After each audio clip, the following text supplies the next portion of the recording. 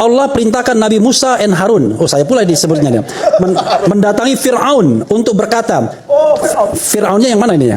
Untuk berkata dengan lemah lembut dan mengajak kepada kebenaran. Saya minta kepada Bang Egy, api perjuangan itu tidak boleh padam. Tetap berjuang, meskipun nyawa taruhannya. Karena itulah semangat kita sebagai aktivis, semangat kita sebagai advokat. Jangan gadaikan itu di hadapan penguasa yang zalim sekalipun. Karena itu nilai yang ada dalam diri kita. Sebagai aktivis HMI, kita dididik untuk katakan lawan kepada ketidakadilan. Assalamualaikum warahmatullahi wabarakatuh. Refli Harun di acara Rakyat Bersuara membeberkan yaitu percakapan WhatsApp antara Beni Prapat dengan Egy Sujana, di mana Refli Harun ya membeberkan pengakuan dari Egy Sujana soal tawaran proyek triliunan dari Jokowi. Bahkan ada uang sogokan ya dari polemik dugaan ijazah palsu Jokowi. Sampai di dalam percakapan WhatsApp tersebut, Nabi Musa datangi Fir'aun ke Solo. Bahkan ya sempat kemarin beredar bahwa Egy Sujana meminta maaf ke Jokowi di saat mendatangi rumah Jokowi di Solo bersama Damai Hari Lubis. Dan terungkap juga dari Michael yaitu Sentana TV mengatakan bahwa Egy Sujana tidak minta maaf ke Jokowi, dan bakal ada klarifikasi nanti dari Egy Sujana seperti apa ya. Sekarang banyak sekali beredar bahwa Egy Sujana ke Solo minta maaf sama Jokowi ya, dan akan melakukan kolaboratif justice ya, karena dia sudah menjadi tersangka. Baik, untuk lebih jelas langsung saja kita simak ya pengakuan dari Refli Harun tentang WhatsApp dari Egy Sujana.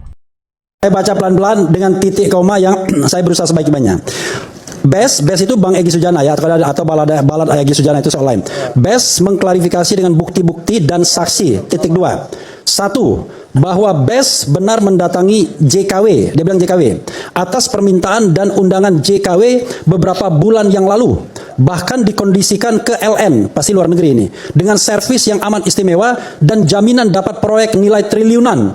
Underline proyek ya, mekanisme bank resmi dapat diwujudkan karena T itu ready, triliunan maksudnya itu. Tapi akhir jalan ke luar negeri itu, tawaran deal Bes mesti bersedia minta M pada J, maksudnya minta maaf pada Jokowi. Demi Allah, Bes menolaknya hingga gagallah deal tersebut. Bes itu Bang Egy Sujana. Okay. 2. Bahwa kemudian datang beberapa termul rejo ke rumah Bes di Bogor dengan iming-iming ini. Itulah, tapi Bes tolak karena sama saja dengan yang pertama tadi. Akhirnya Bes bertanya pada orang yang Bes hormati, bahkan perintahnya Bes tak kuasa untuk menolaknya. Siapa itu saya nggak tahu, tapi saya bisa memahaminya. Bagaimana nih bos? Ada beberapa orang datang ke rumah Bes menawarkan maksudnya itu ya. Seperti poin nomor 1. Lalu bos menjawab melalui DHL dengan 2 syarat. 1. Tidak boleh meminta maaf. Oke. 2. Tidak boleh ada publikasi. Buktinya, tidak ada video dan foto yang melalui mulut Bes, pernyataan minta maaf dan atau foto pas yang meliput Bes sedang berangkulan seperti foto yang hoax itu beredar. Ya, foto hoax di masyarakat. Ya. Bes pastikan foto itu bohong, garis miring hoax. Kedua, ada saksi 2 orang aparat aktif yang hadir di ruang pertemuan Bes, dengannya juga 2 orang termul yang dampingi rajanya. Ada 2 aparat ya? Ini saya bacakan apa adanya ya. 3. Tapi oleh termul digoreng beritanya bahwa Bes dan DHL minta maaf. 3 lagi saya baca apa adanya. Kenapa Bes pakai syarat tidak mau minta maaf dalam pertemuan tersebut? Karena sampai detik ini saya, Bes menyatakan bahwa JKW tetap tidak ada ijazah aslinya. Bolehlah tepuk tangan ya. Terutama ijazah SMA, terutama ya. Dan waktu pertemuan tersebut juga tidak ditunjukkan ijazah aslinya. Ini yang paling penting dan mendasar. Ini pakai huruf gede semua dia ngomong begitu. Ini Bung Egy Sujana yang WhatsApp ke Beni Parapat. Beni Parapat forward ke saya dan Beni Parapat tidak keberatan dibacakan. Saya kasih bawah lagi. Jadi Egy Sujana yang WhatsApp ke Beni Parapat. Ya, Beni Parapat isinya kasih itu. ke saya. Saya bisa konfirmasi, saya terima WA yang sama tadi siang. Oke. Persis sama. 4. Bahwa sekarang pertanyaan seriusnya, kenapa saya mendatangi JKW? Itu this is the question. Titik 2. Saya punya pertimbangan dan strategi sendiri. Berpegang kepada surat Toha ayat 42-46, Allah perintahkan Nabi Musa dan Harun. Saya pula disebutnya dia. Mendatangi Fir'aun untuk berkata, Fir'aunnya yang mana ini ya? Untuk berkata dengan lemah lembut dan mengajak kepada kebenaran. Bahkan Bes dalam pertemuan tersebut justru menasihati JKW agar tahu diri dan tahu batas. Ini huruf besar lagi dia tulis. Karena faktanya ia bukan lagi Presiden RI dan tahu batas. Karena sewaktu-waktu wafat bila ajal tiba. Quran surat 7 ayat 34. Juga BES sampai sebagai advokat berdasarkan Undang-Undang Nomor 18 Tahun 2003 Pasal 16 tidak dapat digugat perdata dan dituntut pidana. Inilah imunitas hukum. Juga BES sampaikan pada tanggal 9 Desember 2024. BES ke Bareskrim buat LP, tapi ditolak lalu diarahkan buat Dumas, pengaduan masyarakat. Menurut Undang-Undang Nomor 31 Tahun 2014 Pasal 10 mengenai perlindungan saksi dan korban tidak dapat dipidana dan lapor balik oleh terlapor. Tapi anehnya tanggal 30 April 2025 JKW buat LP di Polda Metro melaporkan BES dan 11 terlapor lainnya. Tapi anehnya 4 terlapor tak ada lagi namanya, termasuk Abraham Samad dan Michael Sinaga. Tapi DHL tidak terlapor jadi tersangka, jadi TSK. Why? Sisi lain BES sudah berjuang menggugat ijazah palsu JKW dari 3 tahun yang lalu sejak tahun 2022-2025. Bolak-balik. Sidang di Pengadilan Negeri Jakarta Pusat, PN Solo, balik lagi PN Jakarta Pusat yang ujungnya dikalahkan dengan kekuasaan bukan dengan ilmu hukum. Ya. Hasilnya, hakim dan jaksa sudah diatur untuk membela JKW. Saya juga sudah berjuang di jalan, juga berjuang di medsos, tetap belum ada hasil. Dengan pertimbangan surat Toha 4246 dan surat Ali Imran 28, tidak ada salahnya mendatangi JKW selama prinsip kebenaran tetap dipegang teguh, yaitu tidak dalam rangka untuk meminta maaf, ya, dan tidak mengakui ijazah asli JKW karena memang sejak di PN Solo tidak ada aslinya. Yang ada ijazah SMA fotokopi yang dilegalisir. BES protes, bagaimana mungkin fotokopi bisa jadi alat bukti yang sah? Jaksa menjawab, saat itu kami dari kejaksaan terimanya begitu dari pihak kepolisian. BES protes lagi, kenapa jadi P21? Ya, jika belum lengkap harusnya kembalikan jadi P19 ke polisi lagi. Itu yang dikatakan BES. Jadi BES itu Bang Egy Sujana. Jadi kawan-kawan semua, ya, itu adalah apa yang disampaikan Egy Sujana kepada Beni Parapat dan kemudian dikirimkan ke saya dan tidak keberatan untuk dibacakan. Tetapi kan ada beberapa hal yang barangkali tidak terungkap, kita tidak tahu. Jadi bisa saja orang punya niat ke sana, kemudian untuk menasihati versi dia kan, untuk meminta maaf dan lain sebagainya. Nah yang lain-lainnya tentu kita tidak bisa menduga apa yang terjadi, tetapi paling tidak dari tulisan dan dari apa yang disampaikan ke Michael, itulah versinya Egy Sujana. Waktu hari Jumat ya, hari Jumat itu saya menelpon Bang Egy Sujana. Kamisnya kan ada pertemuan. Ya, Kamis ada pertemuan, Jumatnya saya telepon. Bagaimana sih Bang sebenarnya pertemuan itu? Apakah benar Abang datang ke situ? Rismon dengar. Ya, Bang Rismon mendengar sampai di sebelah kursi saya. Nah, kata Bang Egy Sujana, dia benar bersama DHL datang ke rumah Joko Widodo. Dan tidak ada wartawan yang menyaksikan, tidak ada video, tidak ada foto. Tetapi yang dilakukan di situ adalah berbincang dengan Jokowi dengan diantarkan 2 orang perwira polisi aktif. Ya, 2 orang perwira polisi aktif ini disebutkan namanya saya, tetapi tidak etis lah kalau saya menyebutkan. Biarkan nanti kepolisian yang berklarifikasi apakah benar ada 2 polisi yang mengantarkan seorang terlapor menemui pelapor. 2 orang tuh, ada 2 orang. Tersangka ya, dia sudah tersangka sekarang. Nah, pertanyaannya yang kedua, apakah di situ ada permintaan maaf? Bang Egy Sujana mengatakan ke saya tidak ada permintaan maaf. Bahkan Bang Egy Sujana memberi nasihat kepada Joko Widodo untuk bagaimana caranya supaya perkara ini tidak membuatkan. Nah, apa yang dia katakan dalam nasihatnya itu juga bukan saya yang harus mengatakan, tetapi Bang Egy janji akan menyampaikan itu di hari Jumat. Amin. Menurut saya, kalau seandainya ada nasihat-nasihat seperti itu, ya Pak Joko Widodo seharusnya mendengar saja lah. Kira-kira kan ini sudah ada komunikasi dari Bang Egy. Mungkin ada solusi yang bisa ditawarkan. Tetapi kalau soal pidana, itu kan Pak Jokowi yang bisa mencabut laporan tersebut. Yang tersangkanya diantaranya ada di samping saya. Nah mungkin kalau saya mengartikan Bang Egy Sujana itu menasihati soal itu. Bagaimana misalnya mencabut perkara atau apa. Kalau soal satu lagi, ada yang laporan dia di Desember, di TPUA.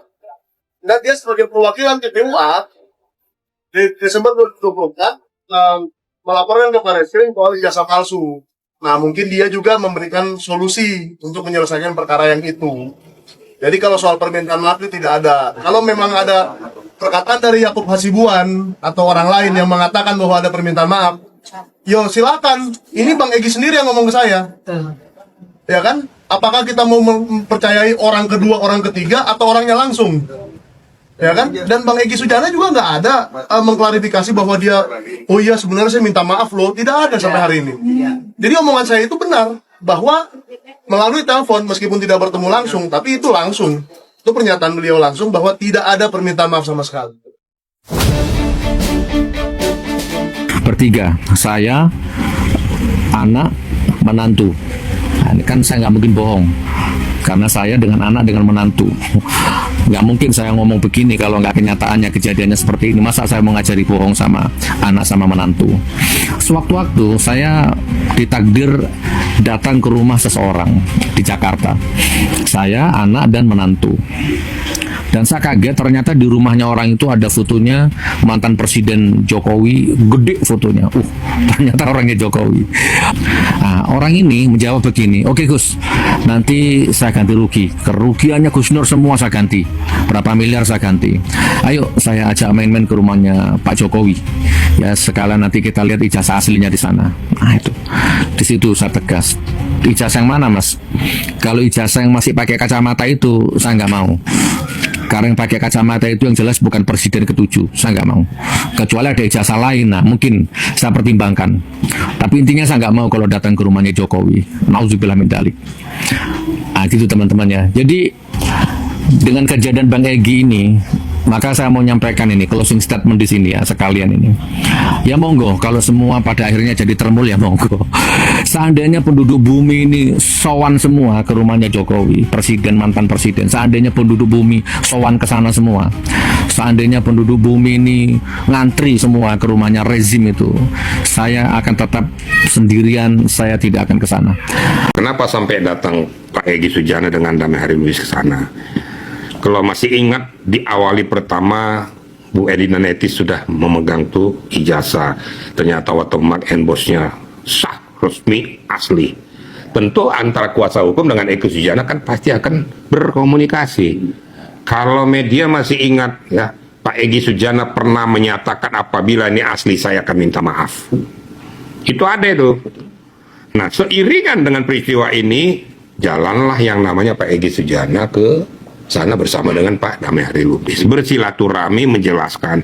Saya rasa orang awam aja sudah bisa menangkap ngapain datang ke Solo, ketemu dengan Pak Jokowi, ya apabila tidak untuk mohon maaf. Jadi kalau digoreng-goreng tuh ya nggak bener gitu loh. Ya kalau dia nggak terima ngapain? Ntar aja tunggu di pengadilan. Ngapain harus datang ke sono? Terus ngapain mau diklarifikasi ke sana? Apa yang harus diklarifikasi yang sudah tersangka kok? Kalau mau klarifikasi aja ke Polda, ke penyidik, bukan ke Pak Jokowi. Berarti kedatangan beliau-beliau ini ke Solo adalah secara kekeluargaan.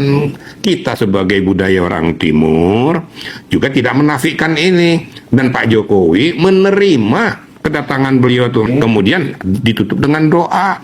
Tapi ada yang memelintir lagi, nggak seperti itu. Nggak pelukan, nggak segala macam. Ya, terus datang sana pandang-pandangan, nggak salaman. Pakai logika berpikir gitu. Kalau datang sana, assalamualaikum, waalaikumsalam, pasti salaman kan? Ya.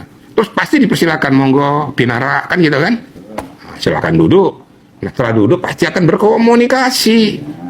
Nggak bisa ujuk-ujuk datang ke sana, pandang-pandangan langsung mulai. Langsung nggak ada apa-apa terus langsung restro katanya. Nggak bisa ya. Nah itu makanya jadi ternyata setelah pulang dari sana terjadilah retroaktif. Retroaktif ternyata sudah diterima oleh Polda, tinggal nanti para pihak atau antara pihak bersepakat nggak beliau memberikan restu nggak untuk retroaktif justice. Kalau seandainya Pak Jokowi memberikan restu retroaktif, itu penyidik akan melihat nanti dan bisa menghentikan peristiwanya. Karena di KUHP yang baru dan KUHP yang baru juga kemungkinan restoratif justice itu diperbolehkan. Ya kalau seandainya sudah selesai antara kedua belah pihak, ngapain diributin? Kenapa orang lain yang kebakaran jenggot? Kan itu sudahlah. Kalau memang diberikan maaf sama Pak Jokowi sebagai guru bangsa, mantan presiden, ya sudahlah, mari kita bangsa Indonesia yang beradab, yang punya budaya, itu nggak usah diributin lagi lah. Masih banyak kerja-kerjaan yang lain yang harus kita kerjakan. Itu. Egy Sujana itu kan memang ketua umum dari TPUA, ya mereka kalau sekjen saya, bendahara umum itu kan sekarang ini ya sudah lama sih Kurnia, ya sama si Rizal Fadila, Bang Rizal itu wakil ketua umum. Kalau Bang DHL sendiri jabatannya Sama wakil ketua juga sebenarnya, ya cuman dia pernah bilang sama Bang Egy udah mau off dulu lah, gitu loh. Poinnya itu. Nah, kalau poin yang Anda tanyakan soal ke Solo, ya secara pribadi itu urusan dia memang. Artinya tidak pernah ada konfirmasi kepada sekjen, ya. Tidak ada konfirmasi kepada sekjen, tidak ada. Terus kepada wakil ketua umum juga tidak ada, gitu loh ya. Kan saya tanya, termasuk kepada bendahara umum yaitu Mbak Kurnia juga tidak ada. sebelum berangkat ke Solo nggak diinformasikan kepada anggota TPUA yang lain? Nggak ada. Sama sekali nggak ada. Justru kami tahunya di Metro, si Rahmat itu berbicara. Rahmat berbicara bahwa pertama yang membuka bicara itu adalah si DHL. Ya, setelah DHL berbicara panjang lebar, baru mengajukan minta maaf. Kan begitu, menurut Rahmat ya, yang di Metro TV. Diaminkan oleh Egy Sujana dengan ditutup doa. Istilahnya diaminkan ya, bukan amin gitu enggak. Tapi ditutup dengan doa. Bahkan di doa itu kan ada bahasa, istilahnya saya mendoakan ayah saya lah gitu loh, Joko Widodo dari sakit, termasuk kita semua. Jadi itu poin yang bisa saya tangkap dari Metro itu. Namun selebihnya dari soal itu memang tidak pernah ada konfirmasi kepada saya sebagai sekjen, nggak ada. Termasuk kepada tadi Rizal Fadila wakil ketua umum dan Kurnia nggak ada. Termasuk kepada Rustam apalagi ya, korlap lapangan nggak ada. Jadi kami menganggapkan ini apa ya, si kucing-kucingan lah. Harusnya kan terbuka aja lah gitu. Nah ini kan supaya menghindari sakwasangka dari publik, sakwasangka dari media apapun, mau online, mau stream dan segala macam termasuk TV. Sebaiknya memang harus diklarifikasi secepat mungkin sama Bang Egy dan Bang DHL. Jadi dia tidak mewakili TPUA, Bang? Tidak. Tidak ya? Tidak. Sama sekali tidak ada konfirmasi kepada saya sebagai sekjen, ya termasuk juga kepada wakil ketua umum Rizal Fadila dan kepada Kurnia. Bayangkan aja, saya hanya dan termasuk korlapnya si Rustam. Saya hanya membayangkan begini ya, mereka ini ya Rustam, Rizal Fadila dan Kurnia tersangka loh di TPUA loh. Perjuangannya cukup luar biasa. TPUA itu yang tidak tersangka hanya diperiksa kan saya, sekjen gitu ya.